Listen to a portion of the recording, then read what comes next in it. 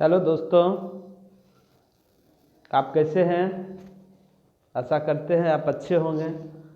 मैं बसंत sir YouTube channel से आपको अकाउंट का कुछ क्वेश्चन बता रहा था। पिछले चैप्टर में हमने पार्टनरशिप का पूरा किया था।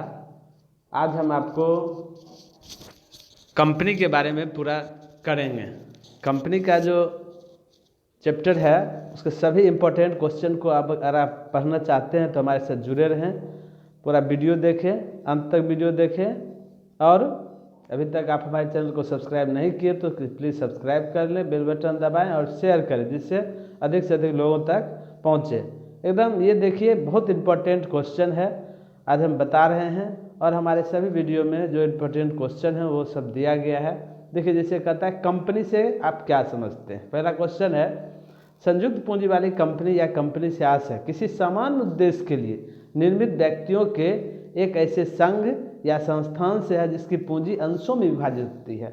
कंपनी का पूंजी किस में विभाजित होता है? अंशों में, जिसको हम शेयर करते हैं। भारतीय कंपनी अधिनियम 1956 जो है उसकी धारा 111 तथा 2 के अनुसार कंपनी का आशय इस अधिनियम के अधीन निर्मित तथा निबंधित कंपनी अथवा ऐसे विद्यमान कंपनी से है जिसका निर्माण एवं निबंधन पिछले कंपनी अधिनियम में से किसी एक के अधीन किया गया है। इस प्रकार कंपनी एक अदृश्य, अमूर्त और कृत्रिम व्यक्ति है।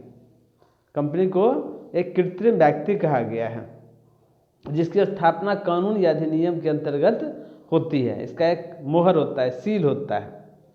फिर दूसरा क्वेश्चन है, कंपनी की विशेषताओं का वर्णन करें। संयुक्त पूंजी वाली कंपनी की विशेषता इस प्रकार है। देखिए, पहला ऐच्छिक संस्था, कंपनी व्यक्तियों की एक ऐच्छिक संस्था है।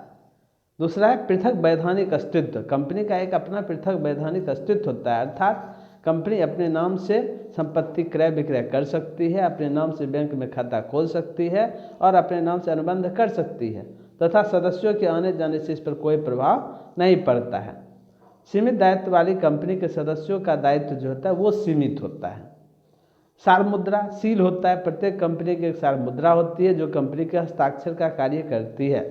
अंशों का हस्तांतरणीयता, कंपनी के अंश आसानी से किसी दूसरे व्यक्ति को हस्तांतरित किए जा सकते हैं। जैसे शेयर खरीद बिक्री होता है, देखते हैं आज आप खरीदे कल आप बेच सकते हैं, दूसरा आदमी खरीद सकता है, परसों वो भी बेच सकता है। इस तरह से अंश जो है ट्रांसफरेबल होते हैं। तीसरा है सूत्रधारी कंपनी और सहायक कंपनी से आप क्या समझते हैं। सूत्रधारी मतलब होता है होल्डिंग कंपनी और सब्सिडरी कंपनी। होल्डिंग कंपनी होता है, कहता है यदि कोई कंपनी किसी दूसरी कंपनी के 50% से अधिक अंशों को क्रय कर लेती है तो उस पर नियंत्रण स्थापित कर लेता है। 50% से अधिक जिसके पास शेयर रहेगा वो होल्डिंग कंपनी कहलाएगा, सूत्रधारी कंपनी कहा जाता है। और सहायक कंपनी, जिसको 50% से कम शेयर रहेगा वह उसका सहायक कंपनी कहलाएगा। कहता है उस कंपनी को सहायक कंपनी कहा जाता है जिसके ऊपर किसी दूसरे कंपनी का नियंत्रण हो, अर्थात दूसरी कंपनी इस कंपनी के 50% से अधिक अंशों का क्रय कर लेती है। अगला क्वेश्चन है आपका डिबेंचर से। ऋण पत्र से आप क्या समझते हैं, इसकी विशेषताओं का वर्णन करें। ऋण पत्र कंपनी द्वारा निर्गमित, डिबेंचर जो है कहता है कंपनी द्वारा निर्गमित किया गया एक प्रलेख या प्रमाण पत्र है। यह लोन लेने का प्रमाण पत्र देता है जिसमें एक निर्धारित समय पर मूलधन के भुगतान के लिए और निश्चित तिथि पर ब्याज के भुगतान के लिए उल्लेख रहता है।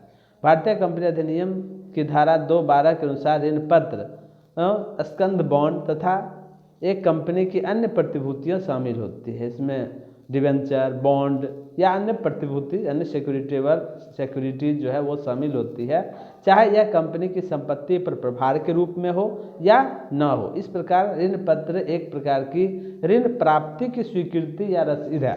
कंपनी जो लोन लेता है उसका यह एक प्रकार का स्वीकृति है या रसीद है जिसमें कंपनी द्वारा किए गए ऋण को ब्याज सहित भुगतान करने का वादा कर दिया। कंपनी जो है वह ऋण लौटाने का, लोन जो लिया वह लौटाने का, ब्याज देने का वादा करती है। इसकी विशेषताएं कहता है इस प्रकार है। ऋण पत्र कंपनी की ऋण पूंजी का एक प्रलेख है, एक डॉक्यूमेंट है। इसमें एक निश्चित ब्याज दर होती है, इसमें निश्चित समय पर ब्याज के भुगतान की प्रतिज्ञा होती है, इसमें निश्चित समय के बाद ऋण पत्र की राशि को वापस करना भी होता है जिसको हम रिडम्पशन ऑफ डिबेंचर कहते हैं। यह सामान्यतः रक्षित होता है, इसको मत देने का अधिकार नहीं होता है। मत देने का अधिकार शेयर धारक को होता है, अंश धारक होता है। अब देखिए अगला क्वेश्चन है, अंश तथा ऋण पत्र में अंतर बतावे। अंश तथा ऋण पत्र में अंतर। अब शेयर डिवेंचर ये एकदम पूछता है, बहुत इंपॉर्टेंट क्वेश्चन है। आप सभी पढ़ें, चाहे शॉर्ट में पूछेगा, लॉन्ग पूछेगा, ईपीएस में पूछ सकता है। तो अंश कहता है पूंजी का एक भाग होता है, ऋण पत्र कंपनी का ऋण होता है, अंशधारी कंपनी के स्वामी होते हैं, ऋण पत्रधारी कंपनी के लेनदार होते हैं, इन्हें प्रबंध के समस्त अधिकार प्राप्त होते हैं और ऋण पत्रधारी को प्रबंध का कोई अधिकार नहीं होता है। अंशों पर लाभांश मिलता है जो कि केवल लाभ में से ही देय होता है और इन पर ब्याज मिलता है। कंपनी को लाभ हो न हो, पूंजी से ब्याज का भुगतान भी किया जा सकता है। इनसे आय अनिश्चित होती है, अंश में आय अनिश्चित है, जितना ज़्यादा प्रॉफिट होगा उतना उसको लाभांश मिलेगा। इनमें आय निश्चित होती है। यह 2 प्रकार का होता है, यह अनेक प्रकार का होता है। शेयर जो होता है 2 प्रकार का, एक प्रेफरेंस शेयर, एक इक्विटी शेयर, और डिवेंचर अनेक प्रकार के होते हैं। लाभांश की दर अधिक होने पर लागत अधिक पड़ता है और ब्याज की दर कम होने के कारण लागत कम पड़ती है। अंश पूंजी अधिक होने से कंपनी की ऋण लेने की क्षमता बढ़ती है और ऋण पत्र जारी करने पर कंपनी को उधार लेने की क्षमता कम हो जाती है। कंपनी के समापन की दशा में सभी बाह्य दायित्वों के भुगतान के बाद अंशधारी को भुगतान मिलता है और मगर ऋण पत्रधारी को पहले दिया जाता है। कंपनी के समापन दशा में ऋण पत्रधारियों को पहले भुगतान किया जाता है, बाद में अंशधारी को भुगतान किया जाता है। देखिए अगला क्वेश्चन, निजी कंपनी और सार्वजनिक कंपनी में क्या अंतर है? निजी कंपनी और सार्वजनिक कंपनी से आप क्या समझते हैं?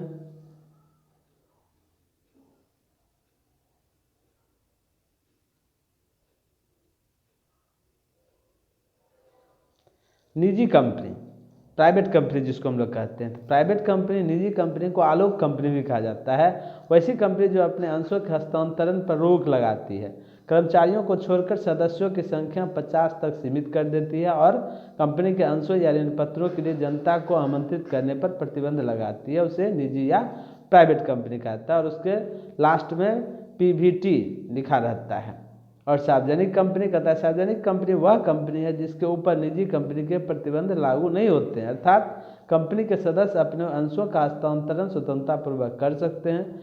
सदस्यों की संख्या पर कोई प्रतिबंध नहीं है, जितना अंश शेयर रहेगा उतना सदस्य हो सकता है तथा अंशों या ऋण पत्रों खरीदने के लिए जनता को आमंत्रित किया जाता है। सार्वजनिक कंपनी में सदस्यों की न्यूनतम संख्या 7 होती है और अधिकतम कोई सीमा नहीं है।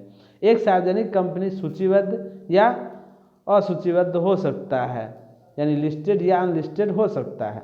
सूचीबद्ध कंपनी अब किसको कहते हैं? देखिए लिस्टेड कंपनी, लिस्टेड कंपनी जो स्टॉक एक्सचेंज में जिसका नाम दर्ज हो, लिस्टेड हो, ठीक है। सूचीबद्ध कंपनी वह कंपनी है जो अपने अंशों, ऋण पत्रों आदि की को किसी मान्यता प्राप्त स्टॉक एक्सचेंज से सूचीबद्ध कर लेती है ताकि उसका उस स्टॉक एक्सचेंज में क्रय विक्रय हो सके।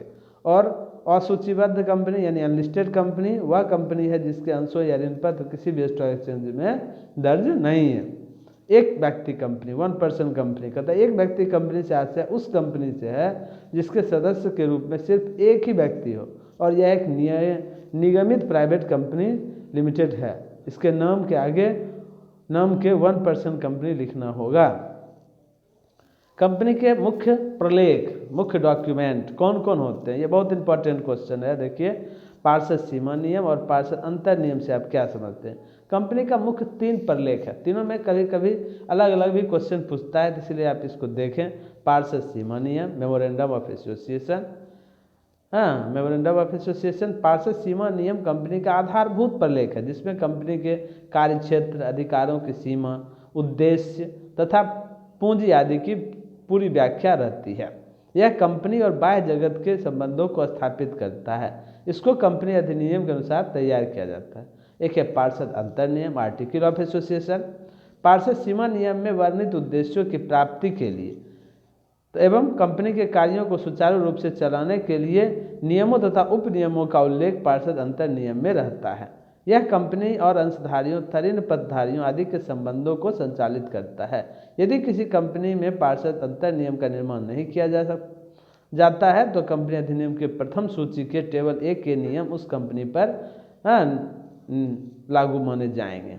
तो पार्षद सीमा नियम, मेमोरेंडम ऑफ एसोसिएशन और आर्टिकल ऑफ एसोसिएशन आप इस प्रकार समझिए। मेमोरेंडम ऑफ एसोसिएशन जो है वह एक प्रकार से पूरा बाउंड्री है, कंपनी का जो पूरी सीमा होगी, क्या सीमा होगी, यानी अधिकार की सीमा, उद्देश्य और पूंजी आदि की पूर्ण व्याख्या रहती है, कार्य क्षेत्र की सीमा। मगर आर्टिकल ऑफ एसोसिएशन में उसके अंदर, उस सीमा के अंदर चलाने के लिए कौन कौन से नियम और उपनियम लगाए जाएंगे, उस बात का चर्चा रहता है। तीसरा है प्रोस्पेक्टस, यानी प्रविवरण। प्रोस्पेक्टस कहता है प्रविवरण से ऐसे प्रपत्र से है, ऐसे प्रपत्र से है जो कंपनी जब शेयर का इशू करती है तो उसमें वह एक प्रोस्पेक्टस जारी करता है। तो इस प्रकार क्रय करने के लिए शेयर को जनता से प्रस्ताव आमंत्रित करता है। प्रविवरण में कंपनी के बाद व्यवसाय के लाभप्रदता और सुदृढ़ता का वर्णन होता है। इसके आधार पर ही जनता अंश खरीदने का प्रस्ताव करती है। प्रविवरण को सही तथ्य के साथ तैयार किया जाता है। यह कंपनी तथा अंशधारियों के मध्य होने वाले समझौते का आधार होता है। अब देखिए एक मुख्य क्वेश्चन है, कहता है अंशों का प्रीमियम पर निर्गमन से आप क्या समझते हैं? जर्नल सहित लिखे। तो अंशों का प्रीमियम पर निर्गमन के लिए क्या क्या जर्नल होता है? कहता है जब अंश अंकित मूल्य से अधिक मूल्य पर जारी किया जाता है तो इसे प्रीमियम पर अंशों का निर्गमन कहा जाएगा। कंपनी अधिनियम के अनुसार प्रीमियम की राशि को प्रतिभूति प्रीमियम, सिक्योरिटीज प्रीमियम अकाउंट के में क्रेडिट करते हैं। प्रतिभूति प्रीमियम खाता पूंजीगत लाभ है।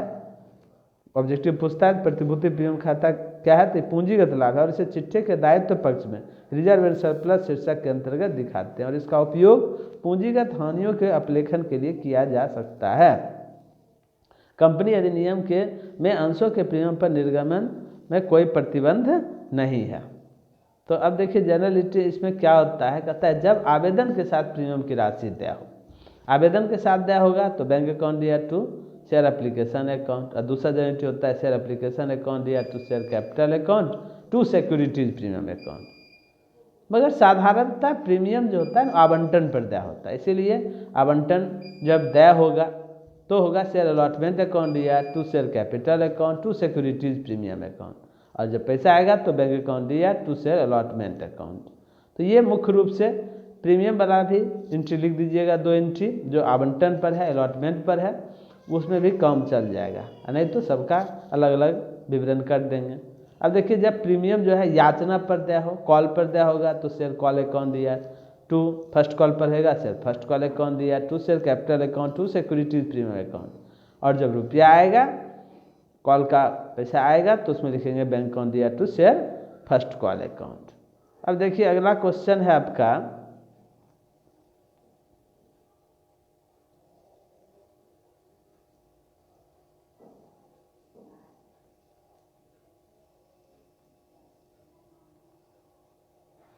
अब अगला चैप्टर से है जैसे अंशों का हरण एवं जब्ती से क्या समझते हैं। Forfeited of issue of share, forfeited of share and re issue. अंशों का हरण एवं जब्ती से आप क्या समझते हैं?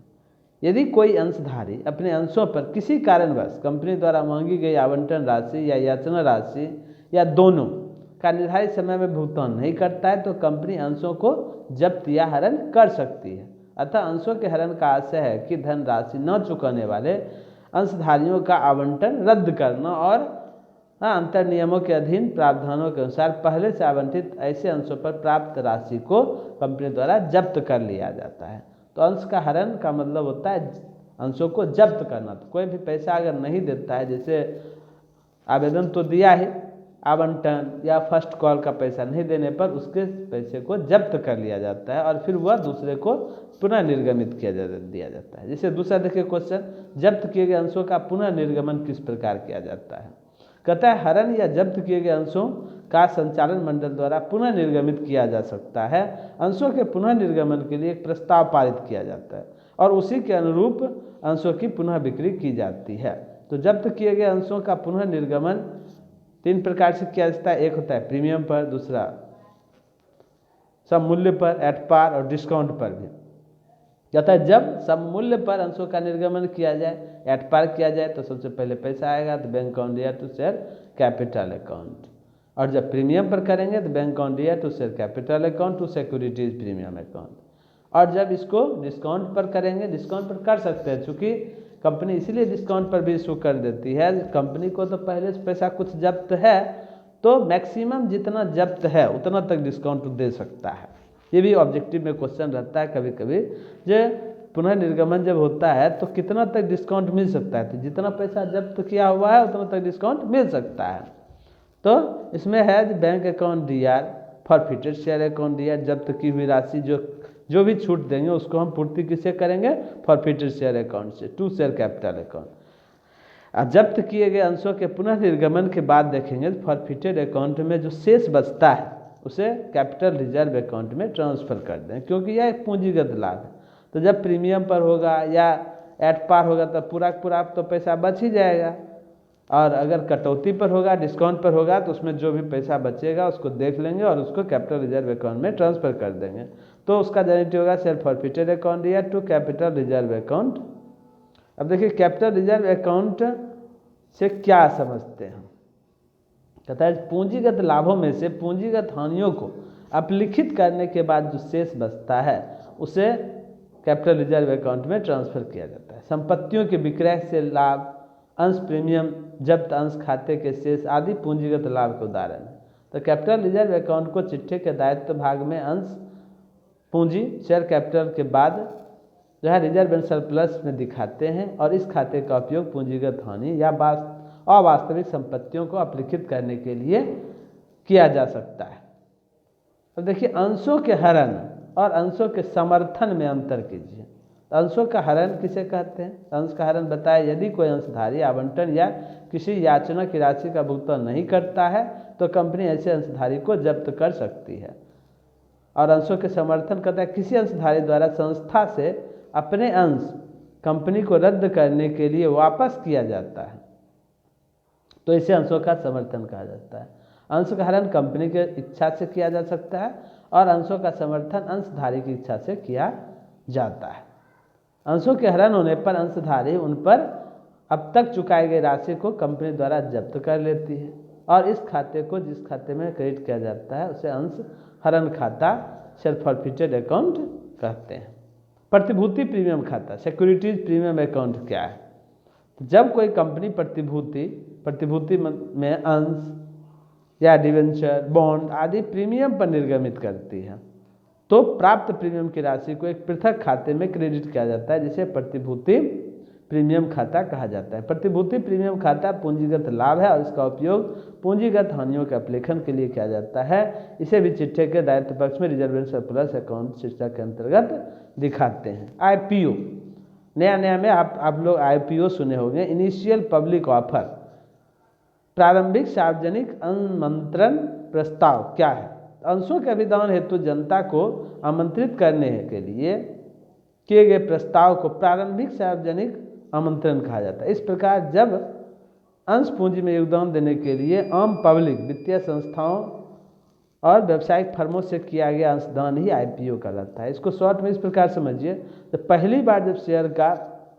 इशू होता है तो उसको हम IPO कहते हैं, सबसे फर्स्ट बार, इनिशियल पब्लिक ऑफर। श्वेत समतांश का निर्गमन क्यों और किनको किया जाता है? श्वेत समतांश वे अंश होते हैं जो कंपनी बट्टे अथवा नकदी के अतिरिक्त अन्य प्रतिफल हेतु बौद्धिक संपत्ति के प्रयोग के अधिकार के लिए अपने कर्मचारी अथवा संचालकों को निर्गमित करती है। अगला क्वेश्चन है कर्मचारी विकल्प योजना क्या है, ESOP। इस योजना का क्या उद्देश्य है? ESOP एक ऐसी योजना है जिसके अंतर्गत कंपनी के पूर्वकालिक संचालकों, पदाधिकारियों एवं कर्मचारियों को भविष्य में कंपनी की प्रतिभूति को पूर्व निर्धारित मूल्य पर क्रय करने का अधिकार दिया जाता है। इस योजना का उद्देश्य अपने कर्मचारियों की योग्यता को सुरक्षित रखने और उनमें अपनत्व की भागीदारी की भावना जागृत करना है। तो वह अपना कर्मचारी को ही शेयर देता है निर्धारित मूल्य पर। तथा अंशों के सार्वजनिक अभिदान से क्या अर्थ है?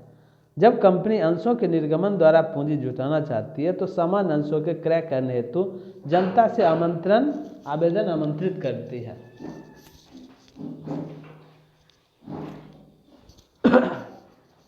आवेदन आमंत्रित करती है और इसके लिए प्रविवरण जारी किया जाता है। अंशों के लिए जनता के से प्राप्त आवेदन को अंशों पर सार्वजनिक अभिदान कहते हैं। इस अधीन यह अधिअभिदान या अल्प अभिदान हो सकता है। जब प्रस्तावित या अधिआमंत्रित अंशों की तुलना में अंशों की क्रय हेतु कम आवेदन प्राप्त होते हैं, इसे अल्प अभिदान कहते हैं। और जब प्रस्तावित अंशों की संख्या से आवेदित अंशों की संख्या अधिक हो जाती है तो इसे अधिअभिदान कहा जाता है। बॉन्ड, बॉन्ड से आप क्या समझते हैं? पता है, बॉन्ड या ऋण पत्र एक ही समान होते हैं। सामान्यतः बॉन्ड सरकार द्वारा ही निर्गमित किया जाता है, लेकिन आजकल अर्ध सरकारी और गैर सरकारी भी ऋण की स्वीकृति के रूप में बॉन्ड निर्गमित करने लगी है। बॉन्ड और ऋण पत्र में मुख्यतः यह अंतर है कि ऋण पत्र जो है पूर्व निर्धारित ब्याज दर के साथ निर्गमित किए जाते हैं, जबकि बॉन्ड बिना पूर्व निर्धारित ब्याज दर के ही निर्गमित किए जा सकते हैं, जैसे डीप डिस्काउंट बॉन्ड। ठीक है, आप आज पूरा कंपनी का देखें चैप्टर, और इसी तरह आप बने रहें। धन्यवाद।